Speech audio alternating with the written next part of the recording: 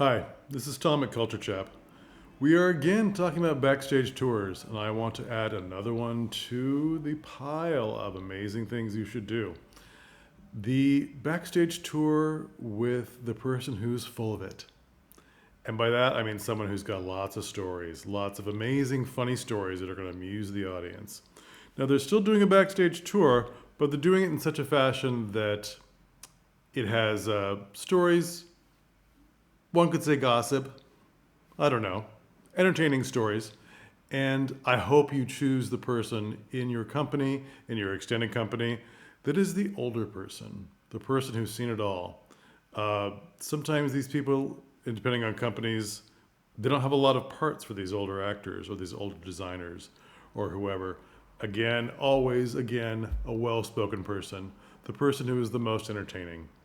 Now, I should say, when they tell this gossip, there has to be a caveat at the end of this thing. Here's an example. When I was in college, we did The Rivals by Sheridan. You may know The Rivals. If you've seen the Keira Knightley movie, The Duchess is sort of a character in The Rivals. It takes place in Bath, in England, and about that town and the people that come from London all the time for the season in Bath. And well, it's not directly about Keira Knightley, Georgiana, the Duchess of Devonshire. It's about characters like her. And she was a friend of Sheridan's, and you see in the movie her going to see The Rivals and complimenting him on it. And in The Rivals, there's Mrs. Malaprop.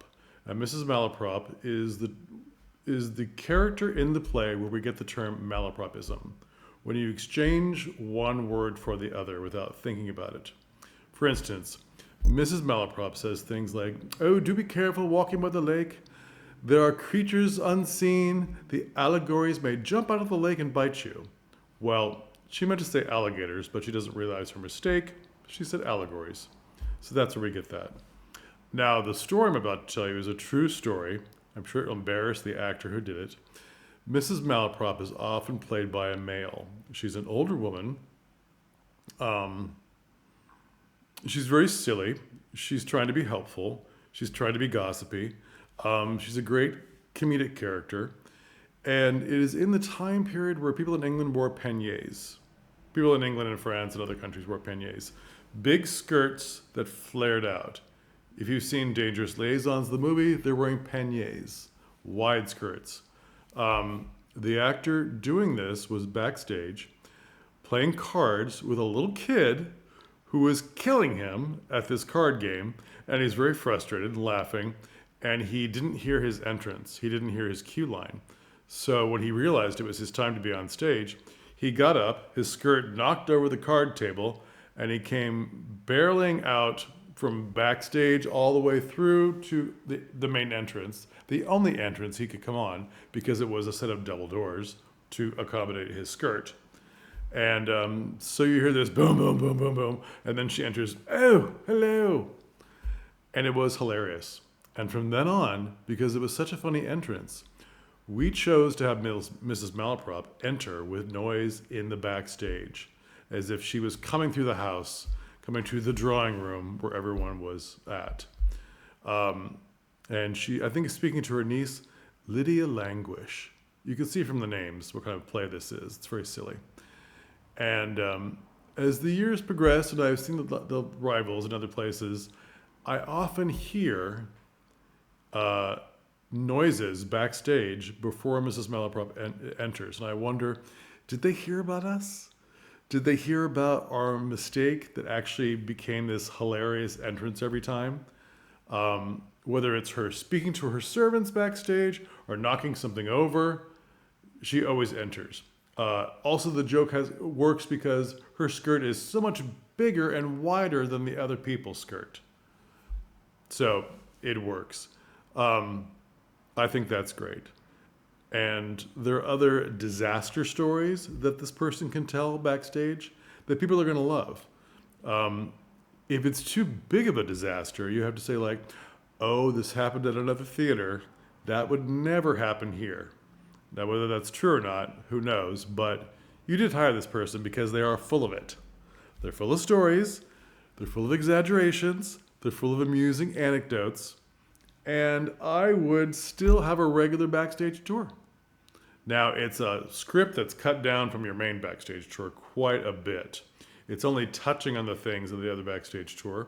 Maybe it's your advanced backstage tour because you're doing so well. You have a basic backstage tour, lots of information, and then you have these advanced ones that are either the touch backstage tour, which we've talked about for the visibly impaired, or the design backstage tour. This is the raconteur. This is the hilarious one. I'm not sure what to call it. You can't call it the full of it backstage tour, but you could call it something that works for your company. I think you should do this. I think you should do backstage tours for all your theaters because we want to keep people coming to the theater, coming to see you. Especially if this is a person that is an actor that is older that you're using in some of your pieces, and maybe the pieces that you're choosing, they don't have a very big part. But they're always memorable. And some of these pieces, especially older plays,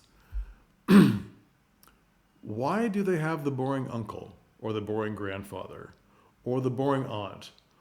Why can't you take some of those lines, have them the same way, but have this hilarious person do the lines? Now the public has seen them, they've gotten up close, they know how funny they are, they're experienced enough to deliver a good line, and the show becomes much more lively. I had a friend call me this last winter. He was doing a piece, and he said, "Oh, the woman playing the grandmother is just too funny, and I can't control her." I'm like, "Why would you want to?" He's like, "Well, I don't know. It's a tragedy." I'm like, "Well, not every single second can be a tragedy. You know, there has to be." It was a family story, the warmth of the family, the grandchildren, and the way the scenes were constructed.